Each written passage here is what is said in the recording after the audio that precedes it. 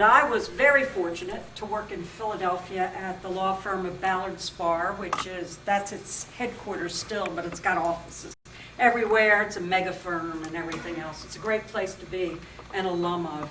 But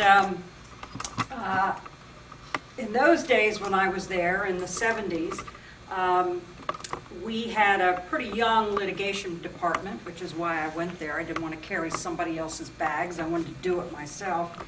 And I was in federal court within 3 months as second chair. But one of the cases that we had was representing Fleer. And I can tell this story in a couple ways, but I'm going to give you a little vignette, and then I'm going to go back and do kind of the history of baseball trading cards, bring it up to today. But from a litigation standpoint, there's a couple stories here. One is Fleer. Hey, Linda, can I stop you for a second? Certainly. Can I ask a favor? You want me to stand still? Sort of. I mean, it's okay to move. Yeah. I understand it's a litigation's move. It's what I would do if I were trying to film me. Well, I will stay still. You don't have to stay still. You can just, but Okay. the range of field. Where's Bob? Good in the range. Yeah, get in the range of field. I'm sorry. Okay.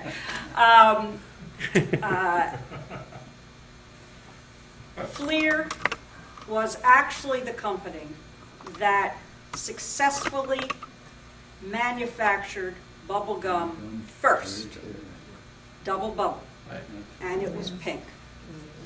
In its factory in Philadelphia, a family-owned company, the Mustons, very good Quakers, Philadelphia success story.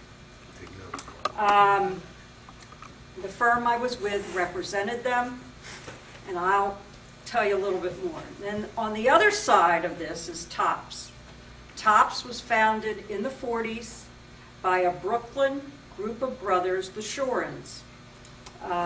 Very successful with their company, a Jewish family. And so in many ways, this case set up kind of this dynamic of the two very different parties. But I ended up being one of the trial counsel. I'll tell you some stories about that if you're interested in a little bit later in the talk. But those of us who litigate and are antitrust lawyers, we kind of, you never know what you're going to get dealt. I mean, I had friends who did the cardboard cases, and then there were the petroleum case, the gas station cases. It was toilet seat covers. There was the wine cases. I got baseball trading cards. And when you're a litigator, you learn everything about the subject. So I'm going to digress a little bit and give you a history of baseball trading cards. And then I'm going to also go over with that history the legal issues, and then end with litigation, card collecting, and what all this represents here. Unfortunately, the AV equipment didn't arrive, but I have copies of my slides. I don't have enough for everybody individually, but you can share. Okay? I'll let you pass these around. There you go, Sally. Oh, I walked out of the camera. I'm sorry. Okay, we'll edit this out. Plus, somebody put a Dr. Why don't Pepper can back here, and they didn't pay for that. You know, We this just is need normally a you cardboard pay when it Lindsay gets in the here. cameras. You know. Greg, I'm going to move over a little You can do bit. it. Yeah, okay, I fine. don't want to move this. That's okay.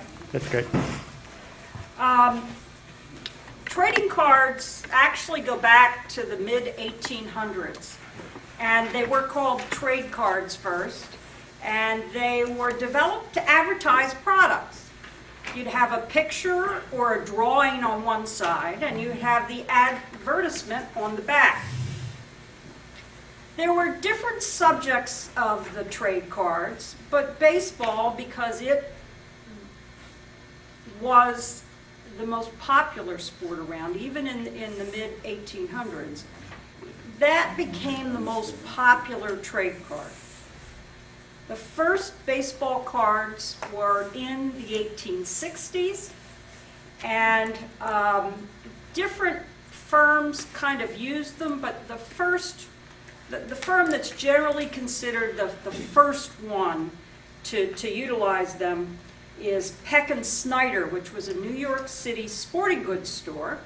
So they actually sold balls and bats and baseball equipment. And they started cards with pictures of baseball teams in 1868. This, of course, this time also coincided with the development of photography. So you had kind of this junction of the popularity of baseball and also the growing popularity of photography. By 1886, baseball cards of individual players were inserted in packs of cigarettes and, in some places, cigars. And these actually had a use. They kept the pack sturdy, so the tobacco goods would not be harmed. I'm sorry yours isn't in color. Mine is, and it's really kind of beautiful. This is Kid Kelly. Wow. He was a Boston player, and I don't know if you can see it, but at the bottom of the card it says, "Old Judge and Gypsy Queen Cigarettes." There was a set of, these are the Goodwin Champions.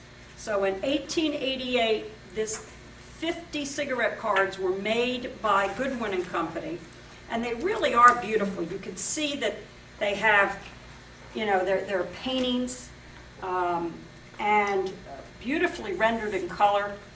And there were champions.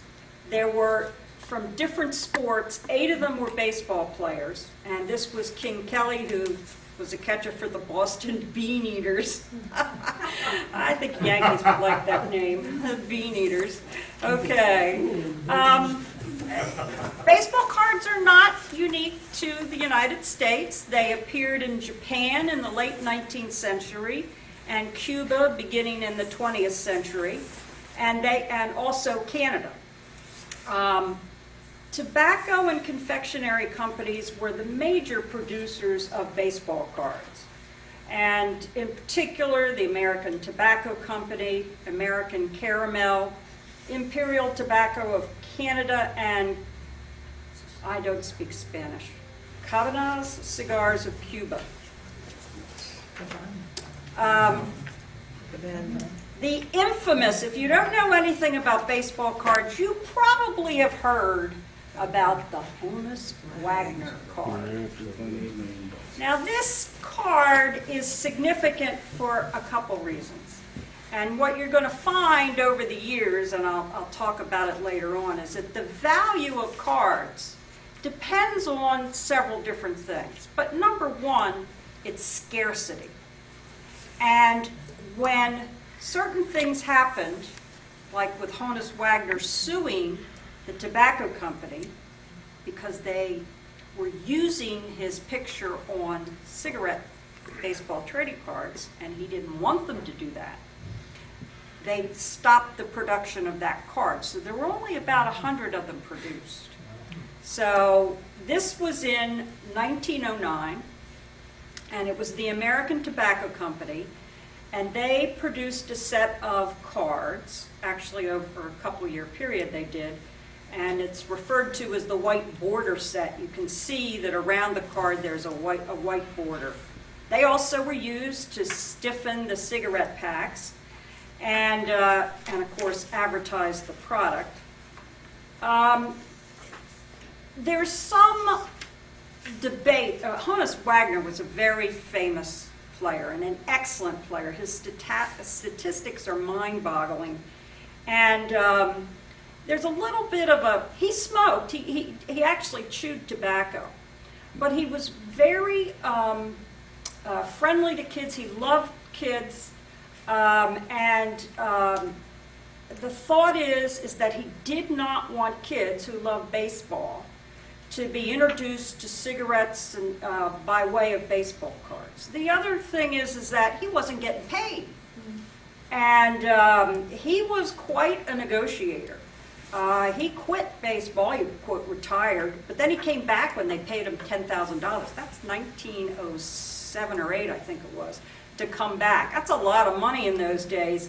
So he was kind kind of interested in negotiating commercially. So whatever the reason, he wasn't being paid, he sued, and it really was a landmark case. It is a landmark case because the court ultimately held is that you cannot use a likeness, a picture of someone without their permission for commercial usage without having an agreement with them. So he succeeded in getting an injunction. They had to stop producing the card, and they have become the single most valuable trading card in trading card history. As you can see, it was worth $50 in the depths of the Depression in 1933, but by 2007, $2.8 million. So, and actually there's interesting stories to the card. It's Wayne Gretzky got involved in the bidding for the card, and then there was ultimately the $2.8 million was paid by the owner of the Phoenix. I want to say the Leatherbacks. What's the Phoenix baseball team? Suns. Arizona Diamondbacks. Diamondbacks. Diamondbacks. The owner of the Diamondbacks is the one who paid $2.8 million. So, okay. I'd have sold him mine for a little bit less than that. I would have sold him mine for a little less than that. By 1914, the baseball cards were kind of used as prizes in boxes of Cracker Jacks. Then the Ruckheim brothers and Eckstein Company produced 2 sets of them for their caramel corn. The American Caramel Company produced a series also in 1909 to 11. And Z-Nut cards were produced for 28 years by the Collins McCarthy Company. World War I and the Depression really adversely impacted the production of baseball cards and their advertising. In the 20s, strip cards first come out. No, they aren't strippers. They are a strip of cards that you cut, that either the customer or the distributor would cut from these long strips. Also in the 20s, postcards began to be printed with a picture, and then on the other side, the player's statistics. And that's really the first time the statistics come in. Always before that, they had the advertising on the other side of the card. But with the postcards, they started printing the player's statistics. 4 ice cream manufacturers in 1928 used baseball cards with their products. There were 2 famous sets in 32, the U.S. Caramel set, in 33, the Goudy Gum set. And there were cards then of Ruth and Gehrig. And that was a 240 card set, color pictures, bios, and stats on the back. So looking much more like today's baseball cards. A company aptly named Gum Inc. Sold cards for the first time with gum in 1939-41, and they specifically were targeting children to buy those packages. World War II, again, cut card production and also, of course, adversely impacted baseball, except for women. Now, cards with gum. I'm going to talk about the contracts. If you remember, the court held in about 1910 that a card couldn't be used commercially without having an agreement by the player. And of course, a player's not going to agree unless he gets paid. So, in 48, Gum Inc., which was now Bowman, returned to selling cards with gum. Topps, I mentioned the company before, they make bazooka gum. They started selling cards with sticks of gum in 51. Now these are the cards that most of us are familiar with. How did they get their contracts?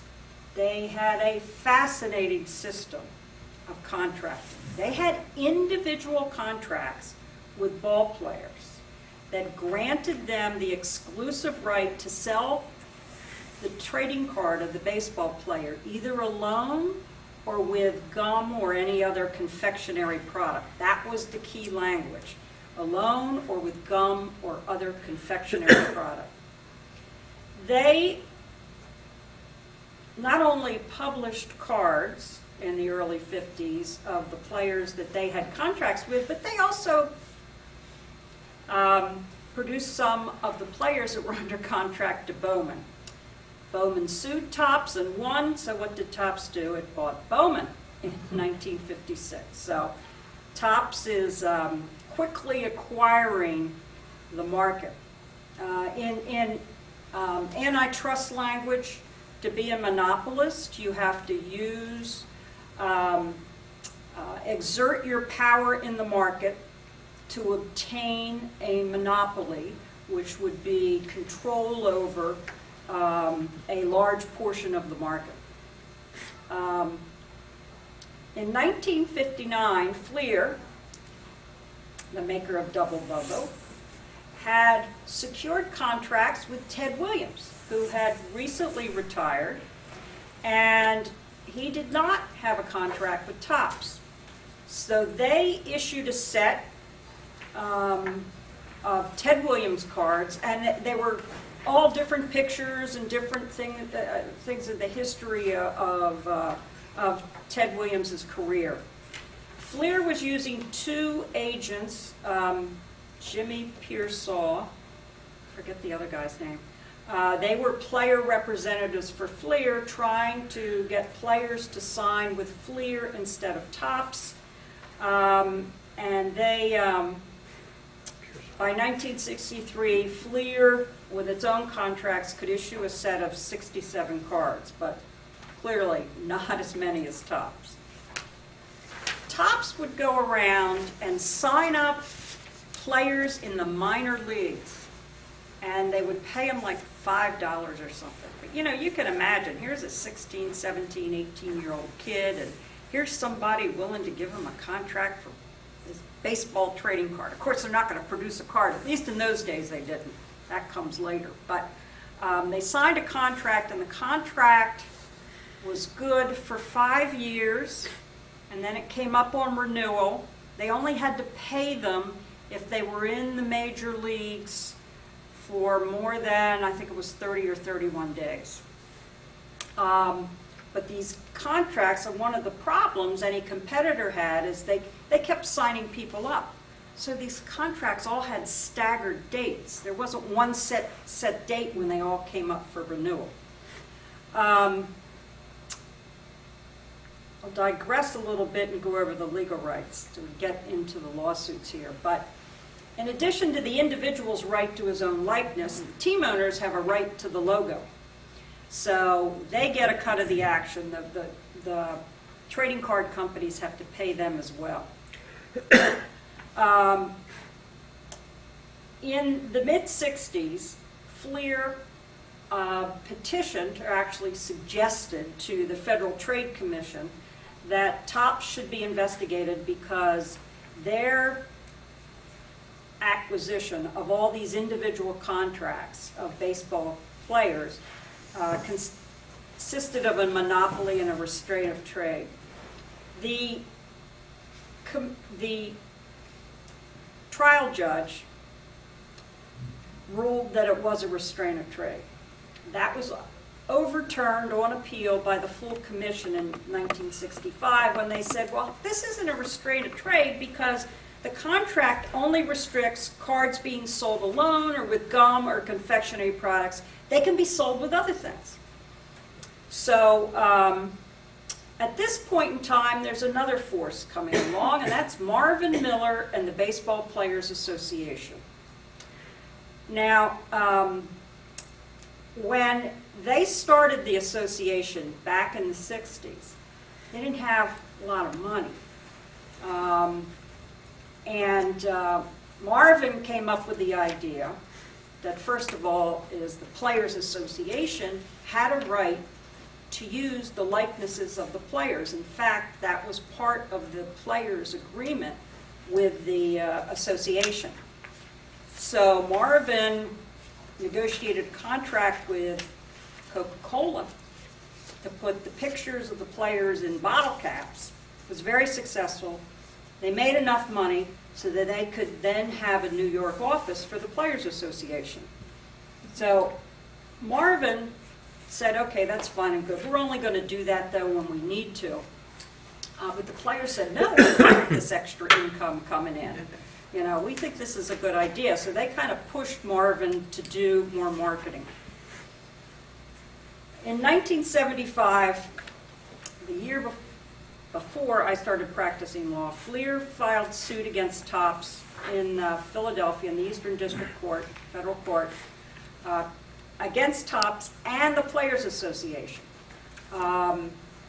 alleging, again, a restraint of trade, monopoly, and all kinds of bad things.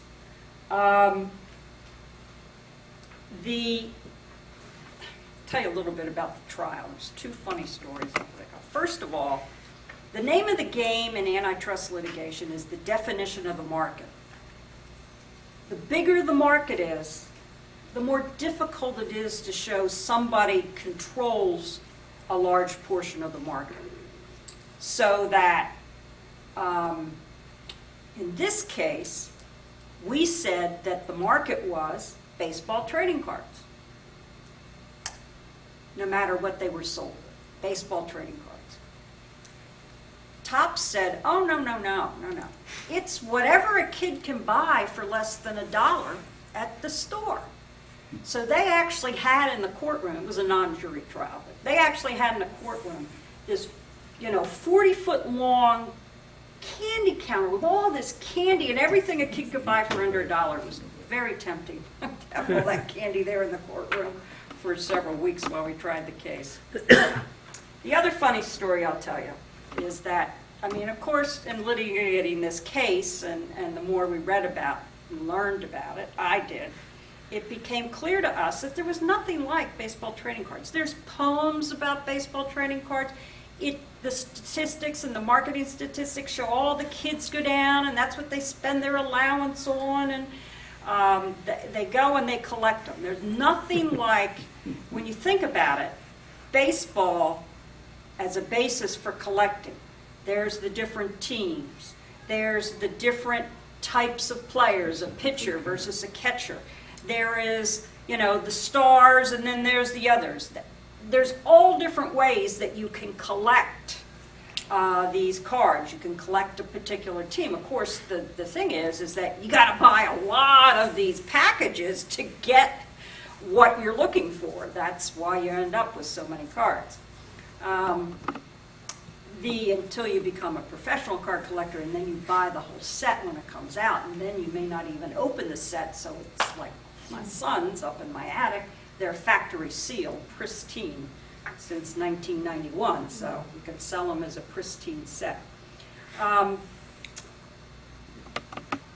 The other funny story is this. One of the lawyers in our case, a fellow by the name of Bob, was from Washington, D.C. He was not familiar with Philadelphia. And one of the witnesses that he was in charge of was the witness, Mr. Tancredi, who operated and owned a drugstore, and was going to testify about how absolutely the kids came in and they just wanted the baseball cards. They weren't interested in buying anything else. When they came out, that's what the kids wanted. Nice little story. Well, Bob and Matt, the lead trial lawyer, said to him, well, Bob, he's down in the Society Hill area. Well, Bob didn't know what Society Hill was, so he looks and he finds Tancredi, way out in, what's the name of that? Someplace in northeast Philadelphia, I can't remember, but where the L is, and it's a completely different neighborhood. Well, he calls up this Mr. Tancredi and he says, well, I'd like to talk to you about testifying in this case. And Mr. Tancredi said, sure, absolutely. Well, it turned out, of course, that he was talking to somebody that nobody had talked to, that knew nothing about the case, but who was more than happy to come down and talk about the kids coming to his store because baseball trading cards really were a separate market. So, Lucky. we were fortunate in that we won the case. And in the district court, we obtained an injunction, which meant that Topps could not interfere with the rights of others to produce and sell baseball trading cards. However, they had to get the necessary contract, in this instance, from the Players Association. So the Players Association licensed Fleer and another company, Don Russ, and they could start marketing the cards in 1981. Does anybody remember what was going on in sports and baseball in 1981? Isn't that a strike? Yes, there was a strike. So my other favorite anecdote, the lawyer for the Players Association was in-house counsel for Marvin Miller, and that was Don Fear. Huh? So Don was a very nice guy. When you try cases, you always become friends with the lawyers if they're nice people, and Don really was. He told us that the only time he saw Marvin smile that entire season was when he got Fleer's check for the royalties from the baseball trading cards. So what that injunction did was it really showed what abolishing a monopoly should show. You now had 3 competitors, and guess what? They sold more cards. All 3 companies together sold more cards than just Topps. You had to get all 3 The sets. second thing is that Topps, who forever had, this is a little fancy because it goes this way, but the cards were like this. They weren't even this glossy. They were really this stock, like in your book, right? And they weren't fancy. They had mistakes on them. They really were not great. The quality was not great. Well, of course, these other companies come out, and that's what I brought here. They just made all kinds of gorgeous cards.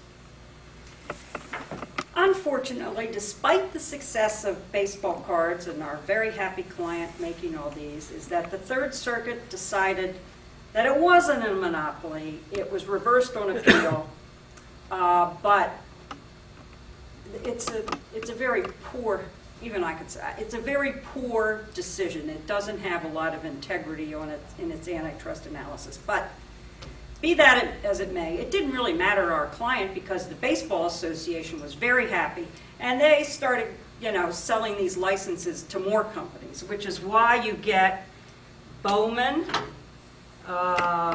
Fleer, of course. You get, who's this? Sweets. This is the Ultra Series. Leaf. All these different companies came in.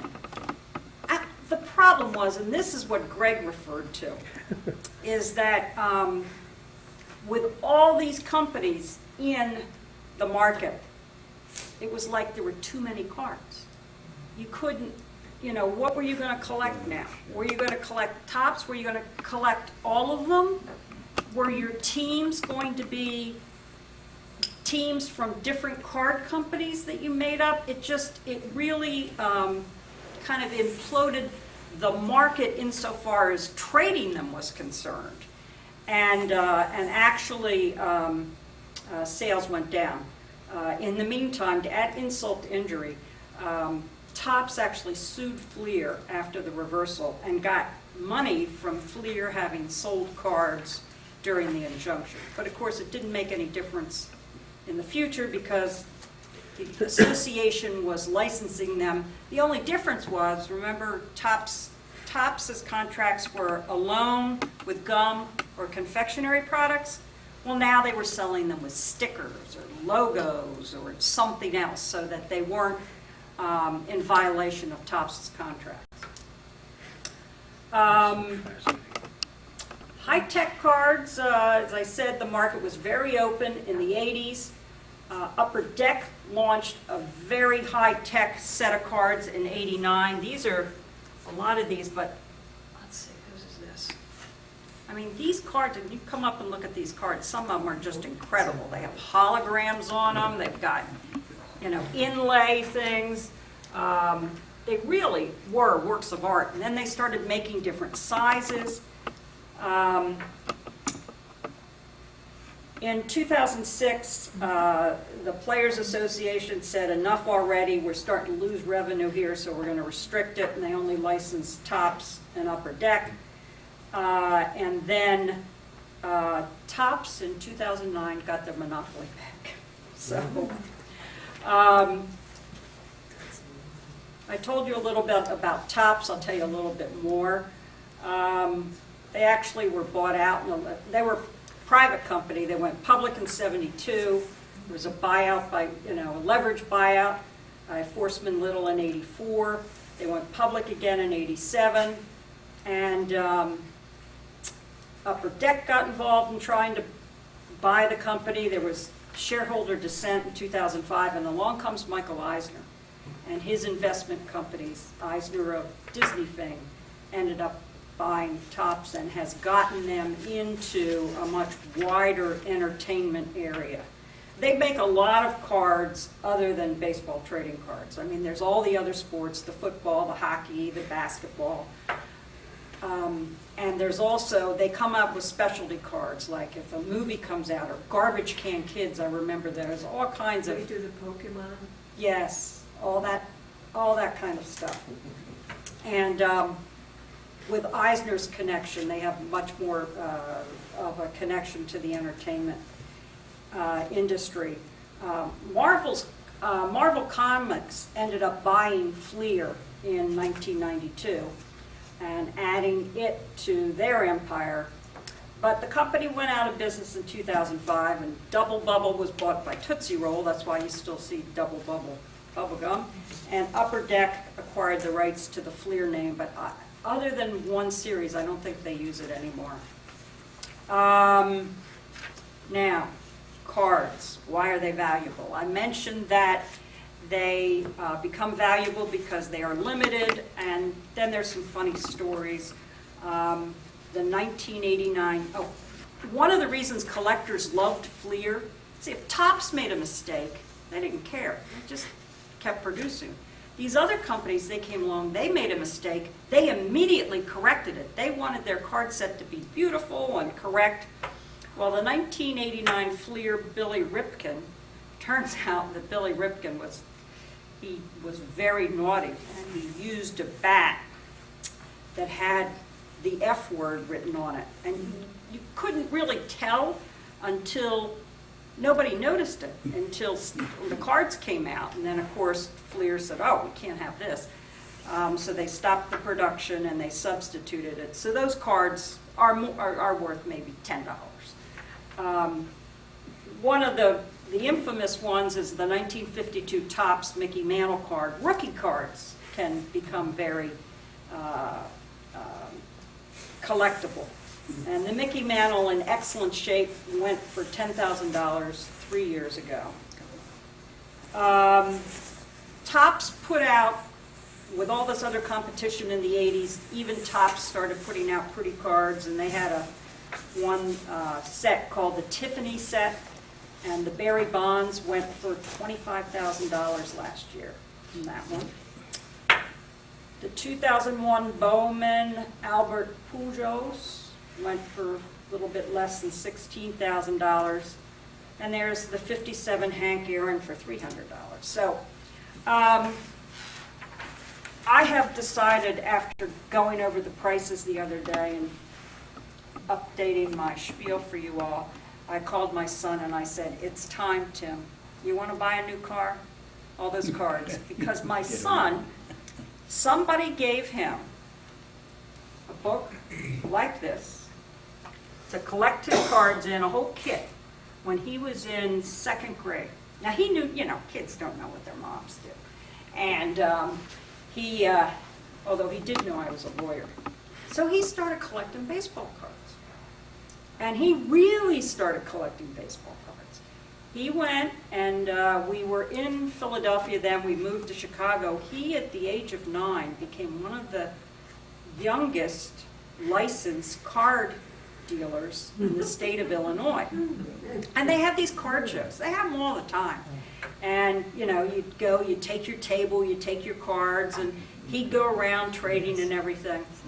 And then, of course, you know, I would go over in my mom van to pick them up, and a couple of the people said, I said, oh, you got any Fleers there? And then soon then the story came out who Tim's mom was, so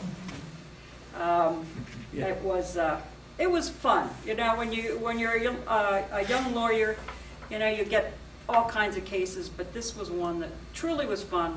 Gave me an opportunity to meet a lot of people, and I love baseball. I'm a Phillies fan, and I'm going down to spring training with my son next month, so I enjoy it very much. So thank you very much. If you have any questions, oh, by the way, if you want to know the value of those cards your mom threw away, Dean and Dean is a good site on the internet. The Dean and Dean brothers.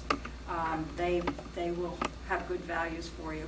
Some people put them up on eBay, but I'm not sure that's the best market for them. Okay? Linda, talk to me about some of the players you may have met or got as witnesses. We actually did not get any players as witnesses. We had the cards. And most of the testimony came from, we did have a fellow who had worked for Fleer and worked with Jimmy Pearsall in helping sign up the players. And he actually testified about the problems that they had coming up against the Topps contracts. And that was a funny litigation story too, because he was mad at Fleer. He, you know, because after they got out of cards, he was mad that they sold their contracts to Topps. So he wasn't a real happy camper that he had been subpoenaed. He lived in California, so he really was beyond the subpoena power. But we got to take his deposition, and he wouldn't talk to anybody. Well, I'm sure you've heard the adage: is that a lawyer doesn't ask a litigator doesn't ask a question you don't know the answer to. Well, this guy's going to be deposed, and nobody could talk to him. I'm a young lawyer, you know, so I thought, all right, let's see. I called him up, and he said, well, I said, how about this? How about if I come out to your house and we drive together to the deposition, trying to find the most inconvenient way? So then that happened. And then he didn't want to talk to anybody else but me, so that was nice. At any rate, he was a good witness for us. But he was very upset. I can remember when he walked into the courtroom, we had the trial, and he saw we had put these cards up and pasted them to the boards that we were using as exhibits. And he said, do you know what you've done to the value of those cards? But anyway. Be still my heart. Yes. I remembered some cards that had pairs or triples of players.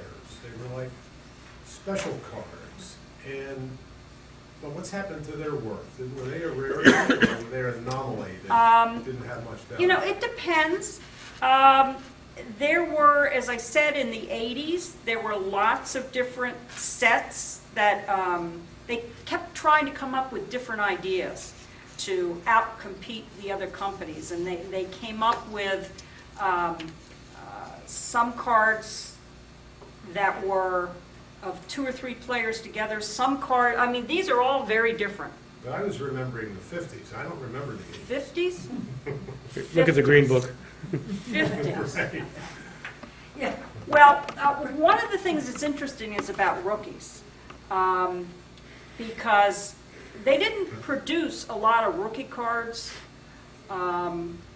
because they didn't know, you know, who was going to be that good or whatever. I mean, they would produce all the players, but they actually started producing sets with the players still in the minor leagues.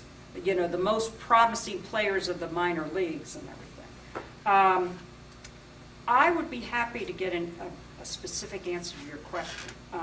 There were, I don't know the answer off the top of my head. Thank you. Yes. I'm trying to think how this would be done, but my perception was that they deliberately short printed better players. There's a flood of the also-rans, but there's only a few Mickey Mantles. Did somebody at these companies calculate how to make fewer cards? No. And did any employees ever steal the best cards? There are some stories about that. Topps, in the 50s and for most of the 60s, Topps really didn't have any competition. So all they wanted to do was produce as many cards as they could, as cheaply as possible, and sell as many as they could. So they didn't spend a lot of time trying to come up with different promotions, because the cards themselves you got to find all the ones for the teams, for all the teams and for the different players and everything. I am not aware of limited production of particular players. Somebody else may know that, but I don't know any anecdotes about that. The anecdote I know is the one that I was told by the collectors, who said, the great thing about Fleer is they would stop, and the other companies, they'd stop production and they'd correct a mistake, whereas Topps just printed them. You don't have a lot of rare Topps cards because of mistakes or errors, because they never corrected them. Yes, but You mentioned the market goes up and down. Yep. Do you have any idea how many collectors there are today? oh, geez. Every kid on the block. Ever given a block. I don't know. I mean, I could tell you when we were in Chicago and in Philadelphia, I mean, I've been to you find out about these trading card shows, and I mean, it's amazing how many people are there. How many, first of all, dealers are there, and then how many people show up. And actually, though, I think a lot of the trading goes between the dealers. But I have no idea how many there are. Yes? So this is a question about parallels. So McDonald's recently had to separate the Happy Meal from the little gimme that was Right. in it. Right. But nobody has asked that the baseball card be separated from the food that it's packaged with. Right. Why? Well, there's a lot of story about that gum. I mean, my recollection of that gum is after I didn't want to touch it. I mean, it would break, it would shatter in pieces. It kind of had this white stuff all over it. It was lousy gum.